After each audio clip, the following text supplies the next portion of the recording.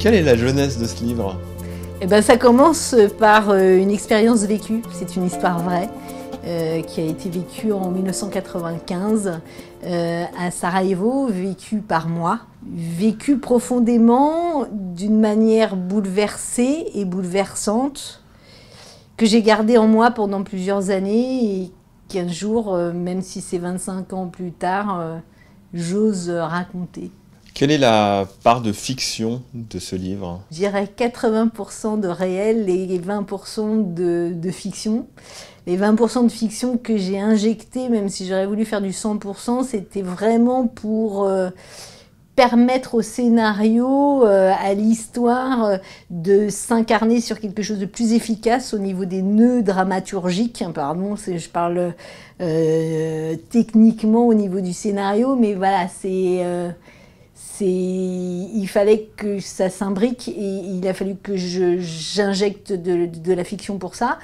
Et puis la deuxième raison pourquoi j'ai mis 20% de fiction, c'est parce que j'avais envie de vivre à travers le personnage d'Isabelle des histoires que j'ai pas vécues et que j'aurais fantasmé de vivre. Donc ça m'a fait plaisir de les vivre malgré tout à travers le personnage d'Isabelle. Comment un scénario de film devient-il un scénario de bande dessinée? Eh ben, par hasard, la vie est parfois bien faite, et souvent bien faite d'ailleurs. Le scénario, effectivement, était au départ pour le cinéma. Le scénario a été sélectionné au Festival de Cannes en 2015 par la Maison des scénaristes, et j'ai pas trouvé de producteur de cinéma. J'ai eu la chance de rencontrer un monsieur qui s'appelle Sébastien Gnaidig, qui est directeur éditorial chez Futuropolis, à qui j'ai raconté mon malheur de ne pas trouver de producteur par rapport à mon scénario. Et il m'a dit, mais moi je veux bien lire, et pourquoi ça ne deviendrait pas une BD? Et voilà, c'est devenu une BD. Que nous apprend ce livre de la guerre et du désir de survie? Moi j'ai pris un point de vue très intime. Nous suivons Isabelle dès le départ. Pour moi, c'est pas l'héroïne. La vraie héroïne, finalement, c'est les gens de Gorajde dans cette BD, dans cette histoire. Isabelle n'est qu'une ligne rouge, celle qu'on va suivre, un trait directeur. Mais en tous les cas, elle nous incarne, nous. C'est là, nous, en tant que lecteurs, on s'identifie à cette jeune femme, parce que cette jeune femme, finalement, Isabelle, elle pourrait être notre voisine, elle pourrait être notre cousine, notre copine, notre fille, notre sœur, notre belle-sœur. Et donc, c'est son point de vue à elle, qu'on connaît bien, qui nous fait rentrer dans cette guerre, et on apprend la guerre via ce point de vue de cet humanitaire qui nous ressemble.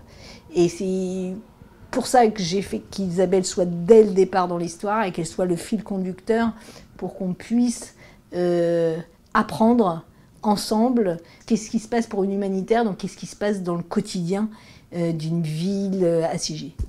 Comment le livre et le récit que vous racontez résonnent-ils dans cette période de confinement ici en France?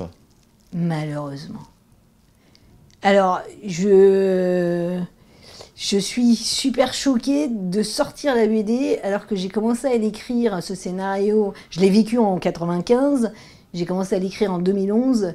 Loin de moi, loin de nous, de savoir que nous allions vivre ce que nous sommes en train de vivre. Je ne suis pas une donneuse de leçons et je ne suis pas là pour faire de la politique. Il n'empêche qu'aujourd'hui, en fait factuel, l'exécutif a décidé de fermer les lieux culturels, les librairies, les théâtres, les expositions, alors que c'est exactement le contraire que je raconte dans cette histoire des bombes et des hommes, que je revendique et que je voulais raconter.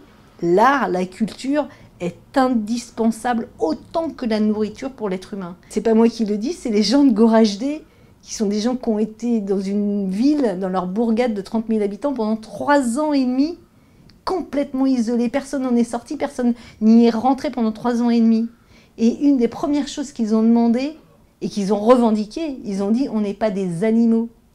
Donnez-nous de la nourriture, oui, on a faim, mais faites-nous rêver. Et c'est tout le sens même de pourquoi j'ai écrit cette histoire.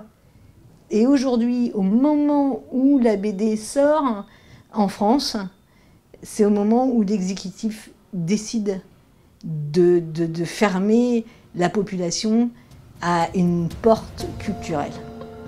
Pour moi, c'est une bombe à retardement. Je pense qu'on est vraiment en train d'enlever quelque chose d'essentiel et d'indispensable à la population française aujourd'hui.